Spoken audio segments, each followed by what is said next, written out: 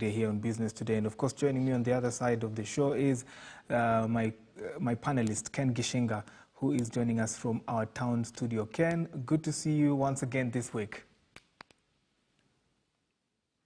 Thank you very much for having me, Brian George. Very well. So, Ken, we've had quite a week, and I wanted to start right from the top. Let's start with what is now being talked about the most, the economic survey that has been released just, I think, a day ago. So let's talk about the sectors that performed well and those that did not perform well. First of all, let's take stock. What facilitated or what made those sectors perform well? Agriculture, we have seen, still remains a key economic pillar for this country, but there are other areas that were also affected, like health and the like. Talk to us about how both compare and what we can do to improve better. Well, thank you very much. Indeed, the economic survey finally came out. It was 6 months late, and they said the reason behind that was the economy had to be rebased and statistics were delayed. That said, it's better late than never, but it confirmed to us that 2020 was the worst economic year in the last 29 years. The last time we saw a contraction of 0.3%, that was well in 1993 during those IMF structural adjustment programs. And indeed with that we saw jobs being lost. But as you've said, there was some bright side. We saw agriculture really showing its resilience, growth of 4.8%. And it really shows us that not only is agriculture the largest sector of the economy, but it's the most resilient. And we need to develop it because it's the foundation for other sectors such as manufacturing and services. But also we saw construction, home constructions going up, and that makes sense because people who lost jobs really had to accelerate those home constructions because rent was becoming a rather bleak issue. Then there was the issue of ICT, mobile money, with people wanting to interact more digitally. I think those were some of the upsides that came up during the COVID pandemic.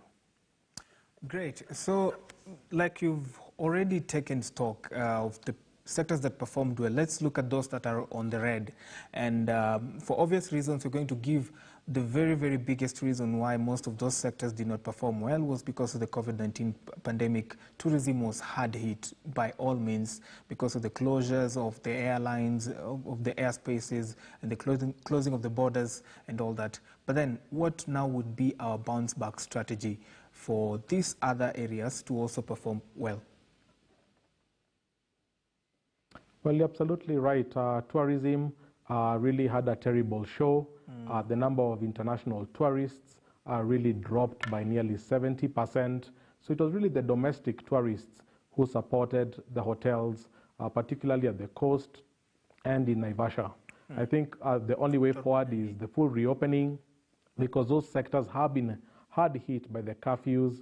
It's difficult to have hospitality when you only have 2-3 hours after work. So I think the future has to be, how do we complete this vaccine schedule? How do we fully reopen the economy?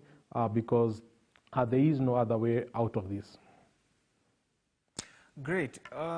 Gichinga, let's talk about the rebasing of the economy. Pundits are arguing, or rather some of us were arguing that the rebasing has been done so that it gives the country more headroom, for borrowing from international financial institutions, the IMFs, the World Banks of this world. A quick rejoinder on this one before we go on a short break. I mean, I can see why people would say that because typically the rebasing takes place every 10 years. Since 1947, 1957, it's been going on for 10 years. The last one was in 2014, so the natural cycle should have taken it to 2024.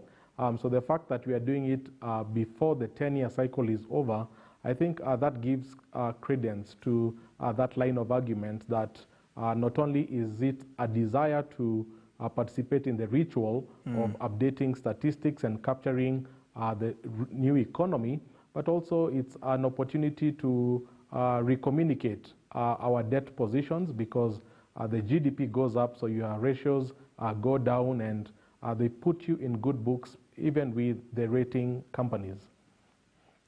Great. On that note, I want us now to take a short break. We'll be back with more. BBC One Daily will be on air after our commercial break, after which we'll come back with this conversation with panelist Ken Gichinga and talk about other issues that have been making headlines in the course of the week. You're watching Business Today. Do stay with us.